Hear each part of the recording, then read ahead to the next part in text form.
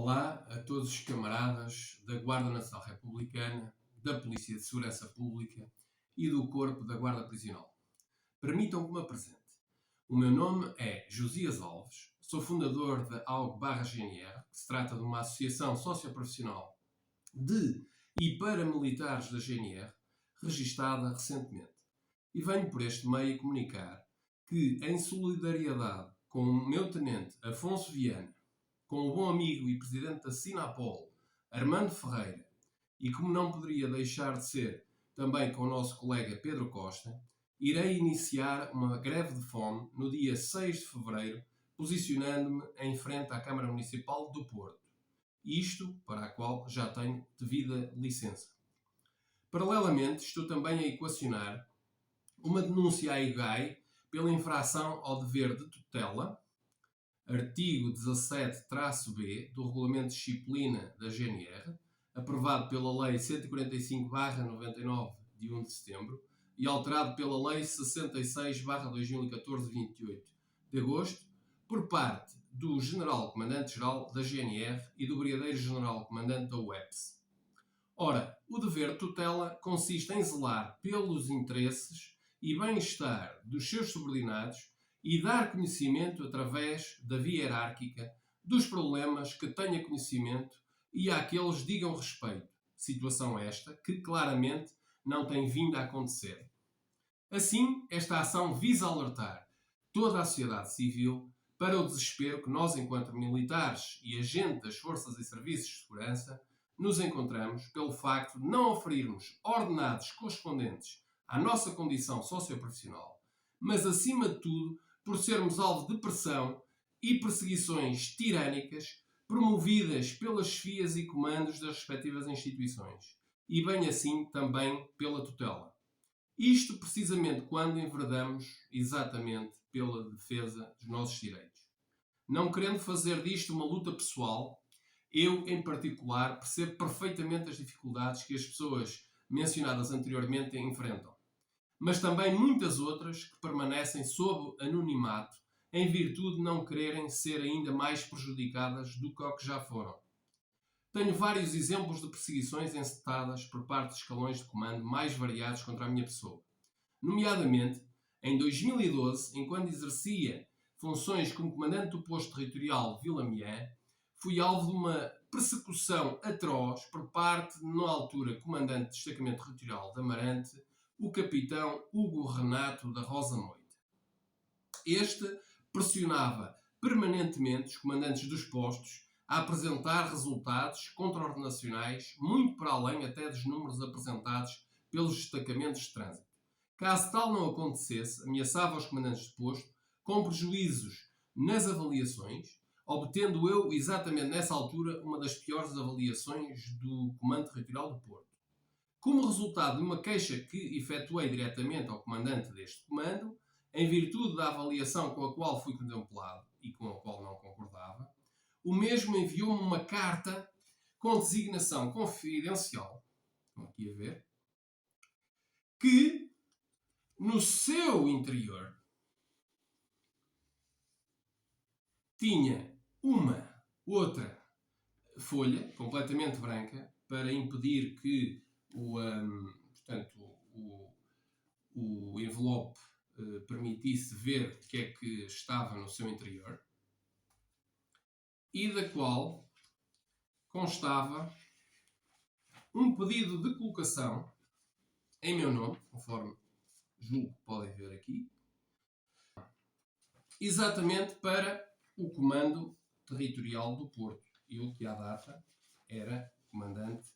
do posto territorial de Vila-Miã. Isto foi efetuado a 5 de setembro de 2012. Era só para assinar. Ora, após a recepção desta correspondência, o referido oficial ligou-me a perguntar se tinha recebido a missiva e se tinha compreendido a mensagem, ao que eu retorqui que sim, que tinha recebido e compreendido, mas queria fazer de conta que não compreendia, guardando esta carta religiosamente, pois esta ainda me poderia ser útil, o quão correto eu estava.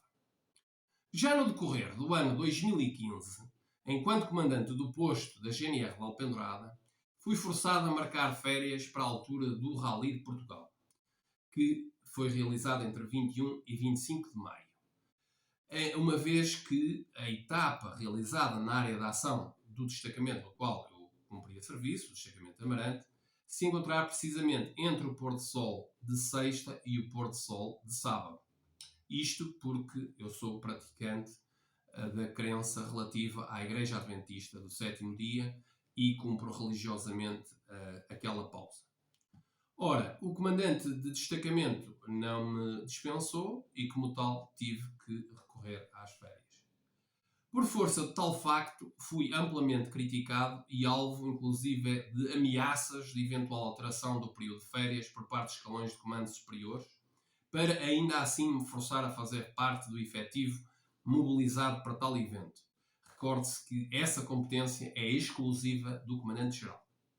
Já a 26 de agosto do mesmo ano, procedi ao salvamento de uma senhora de 35 anos, aqui na barragem de Torrão, na área de ação do posto do qual era comandante, tendo tal acontecimento sido amplamente divulgado, inclusivamente me sendo permitido efetuar algumas declarações aos órgãos de comunicação social. O facto é que, efetivamente, em situações idênticas, a Guarda Nacional Republicana, por regra, propõe os autores de atos, como descrito anteriormente, a louvor, e é-lhes concedida a respectiva condecoração, o que não veio a acontecer. Fui, no entanto, louvado pela Câmara Municipal e pela respectiva Assembleia, sendo bastante mais tarde solicitado o seu averbamento e este negado por parte da Guarda Nacional Republicana. Em desrespeito pelo constante na linha A do artigo 25 da Portaria 16/2020 de 13 de janeiro, que aprova o Regulamento de Avaliação de Méritos Militares da Guarda Nacional Republicana, cuja redação menciona louvores de outras entidades e a sua influência na classificação obtida naquele parâmetro. Em 2016, é elaborado requerimento ao General Comandante do Comando de Administração e Recursos Internos, CARI, no sentido de flexibilizar o regime de horário no período exatamente referido nos termos da linha G, número 1, do artigo 14º da Lei 16/2001, de 22 de junho, a Lei da Liberdade Religiosa, o qual, após exercido por parte do requerente o direito à audiência prévia, viria a ser indeferido através de informação datada de 21 de novembro de 2016. Foi, entretanto, interposto recurso contencioso que resultou em processo no Tribunal Administrativo de Penafiel, com a identificação número 262/17.4 BE-PNF, o qual decidiu a favor do demandante a 3 de outubro de 2019.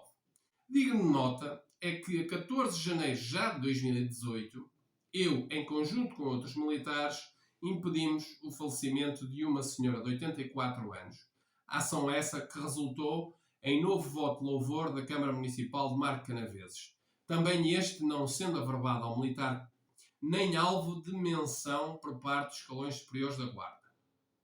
De ressalvar que no processo anteriormente indicado ficou prevista que a dispensa não seria total, consistindo apenas para serviços planeados, como operações de trânsito, gratificados, exames de acesso à GNR, que são praticados sempre aos sábados, ficando deste modo excluídos todos os relacionados com situações inopinadas que poderiam necessitar da presença do comandante do posto, como acidentes graves, inundações, incêndios, etc., aos quais sempre compareci exatamente no intuito de salvar vidas e integridade física humanas, eventualmente até de animais. Correndo já, então, o ano 2019, foi enviada uma missiva em carta registada com aviso de recepção a Sua Excelência, o Presidente da República, onde constam praticamente todos os meus dados, com especial ênfase para a minha formação como mestre em criminologia, solicitando a intervenção do mesmo para o cumprimento do preceituado no Estatuto Militar da Guarda, no âmbito dos cursos oficiais para os militares provenientes da classe sargentos. Ora, o Presidente da República, no cumprimento das suas funções enquanto chefe de Estado, a reencaminhou para o Primeiro-Ministro. Este, por sua vez, enviou-a para o MAI, que desta feita interroga o Comandante-Geral da Guarda para a razão do incumprimento do preceituado na referida norma. O Comandante-Geral da Guarda, após responder à tutela, manda instaurar o processo disciplinar ao próprio por, alegadamente, ter enviado esta missiva sem seguir o percurso hierárquico competente de acordo com o preceituado no artigo 10, número 2 da linha C do Regulamento de Disciplina da Guarda Nacional Republicana. Ora, aqui está. Este processo é, portanto, alvo do despacho número 206/DJD/2019 e viria a ser arquivado em dezembro de 2021, sendo disso notificado em meados de janeiro de 2022. Mais uma vez, digno de nota é que entre 6 de fevereiro de 2020 e outubro de 2021, exerci funções como Coordenador Municipal da Proteção Civil, sendo que fruto da minha ação decisiva naquele município, no âmbito da prevenção e combate ao Covid-19, fui galardoado com a Cruz Vermelha de Mérito, recebida com autorização superior nos termos do Regulamento de Disciplina da GNR. Quando solicitei o averbamento das mesmas ao excelentíssimo General Comandante-Geral, este indiferiu, pendendo, entretanto, recurso hierárquico para o Presidente da República. Entretanto, eu, para além de licenciado e mestre na área que compreende a criminologia, sou também pós-graduado e doutorando em Ciências Jurídicas. Sou autor de diversos livros e artigos neste âmbito, todos eles publicados. E fui impedido de concorrer, não fui chumbado no curso, fui impedido de concorrer à categoria de oficial com a alegação de que não sou mestre em Direito. Isto apesar de ter sido enviado diplomas de estudos avançados naquela área, para além do diploma de mestre em Criminologia, área de interesse para a GNR, de acordo com a Portaria 9450/2021. Neste âmbito, foi interposta a providência cautelar, que deu origem ao processo 390/22.4 BE-PNF, para impedir que o processo viesse a ser concluído, cuja sentença reconhece como ilegal a execução de cursos oficiais do quadro superior de apoio, que já se encontrava a decorrer há cerca de 4 meses, estando a apenas uma semana da graduação destes formandos no posto de aspirantes. Esta decisão declara como não fundamentada a documentação que dá origem ao concurso e o acórdão do Tribunal Central Administrativo Norte, resultante do recurso dos contrainteressados, vem reconhecer a natureza operacional daquele quadro, bem como a função de comandantes de destacamento e subdestacamento, consequentemente a qualidade da autoridade de polícia criminal, nos termos da Lei Orgânica da GNR do Código de Processo Penal, artigo 197, 198, 204 e 205 do Estatuto Militar da Guarda. Este acórdão contraria o que afirmava inicialmente a defesa da GNR ao indicar que estes oficiais tinham apenas funções de apoio ao comando. Também esclareceu que a área de criminologia se encontrava a par do direito e se demonstrava até mais adequada do que as outras representadas. De ressalvar que, no âmbito deste processo, veio a GNR afirmar que efetivamente a criminologia era uma área de interesse, mas que, dado o número diminuto de vagas, isto para o primeiro concurso, apenas 5 vagas, criminologia não poderia figurar no rol das áreas alvo do concurso, dada a necessidade extrema de juristas, psicólogos e mestres formadores de educação física. No entanto,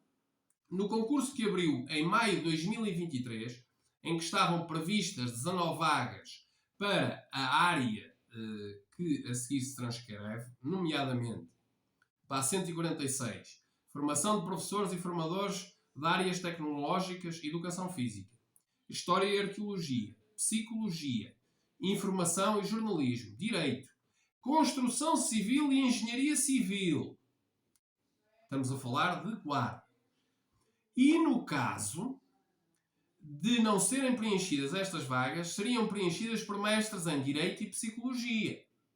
não voltando a Criminologia a constar das áreas a preencher, sendo de sublinhar que ficaram 12 vagas, exatamente,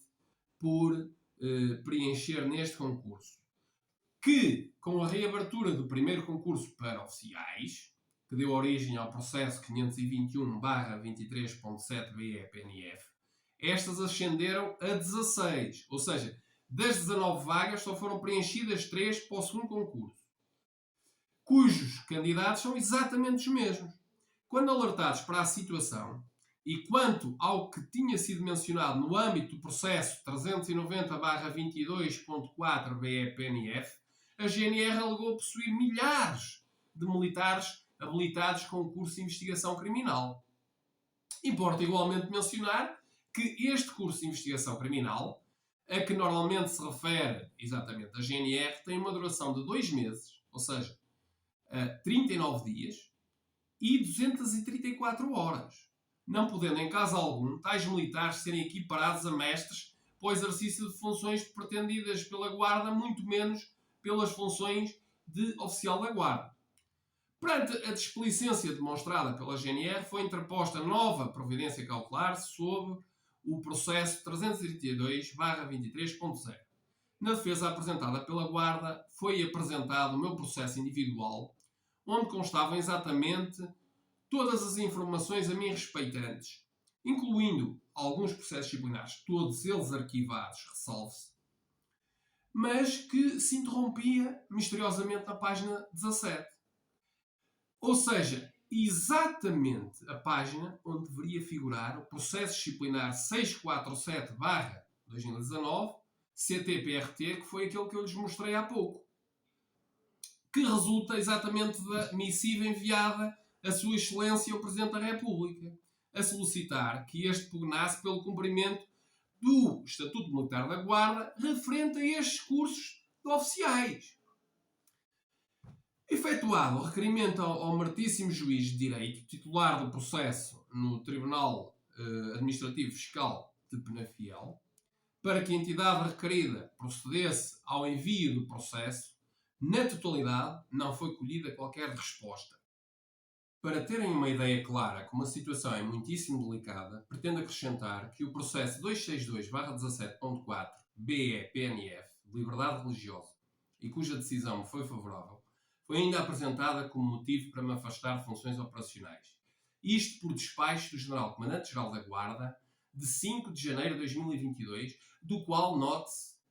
apenas sou notificado a 18 de novembro de 2022, ficando assim impedido de oferir suplemento de escala, de ronda, de comando e qualquer outra gratificação com os muito conhecidos gratificados, dada a colocação que tenho, que é no pelotão de apoio e serviços. Que, também queria dizer isto, apenas lá são colocados os militares que têm sobre si pendentes processos de expulsão resultantes de processos de crime nos quais estão indiciados. Quero mencionar ainda que nesta altura sou responsável pelos meus pais que se encontram gravemente doentes, nomeadamente a minha mãe com Parkinson, sem autonomia absolutamente nenhuma em termos de mobilidade, o meu pai parcialmente autónomo, mas também ele com doenças do foro cardíaco e epilepsia, que não permitem que o mesmo seja habilitado, entre outras coisas, para a prática de condução. E também referir que ele há cerca de 2 semanas sofreu 2 crises seguidas, as quais, para quem não tem conhecimento, é necessário imediatamente acautelar que o paciente não morda a língua, pois daí poderá resultar, entre outros danos, a morte por sufocamento. Uma vez que a condição de doença crónica da minha mãe não tem condições para se apresentar uma melhoria, antes pelo contrário, e não tenho mais nenhum familiar em condições de prestar auxílio, apenas tenho capacidade de proceder ao pagamento a um auxiliar apenas 3 manhãs por semana, pois resultado dos processos, cujos gastos superam já os 30.000 euros, já vendi a minha viatura e ao invés de ser eu auxiliar financeiramente os meus pais, são eles que me apoiam, devendo eu já uma soma considerável a estes. O desespero é tão elevado que quando vejo até as decisões favoráveis aos militares da Guarda, como por exemplo o processo relativo à promoção de sargento-chefes ao posto de sargento-mor em vagas de 2009 ou 2010, fico ainda mais deprimido, pois a decisão apenas transitou em julgado em 2023 e dos militares a promover, cerca de 5, julgo eu, salvo erro, já foram promovidos a título póstumo. Isto significa que nunca irei exercer as funções que tanto lutei para exercer, dado que, a aplicar a corrente legislação, cumprirei com os requisitos de passagem à reserva em pouco mais de 10 anos. Portanto, camaradas, esta luta não é só minha. Temos instituições hierarquizadas e eu não me oponho a essa hierarquia, que julgo absolutamente necessária. Apenas sou contra a utilização deste tipo de subterfúgios, de repressão e perseguição tirânicas para com aqueles que lutam pelos seus direitos. Quando iniciei a minha carreira militar, fui numa instituição cujo lema era que nunca por vencidos se conheçam. Acredito que apenas somos vencidos se deixarmos de lutar pelos nossos direitos. Eu não vou parar de lutar. E vocês? Peço a ajuda de todos para esta luta que não é só minha. A todos vós, o meu muito obrigado.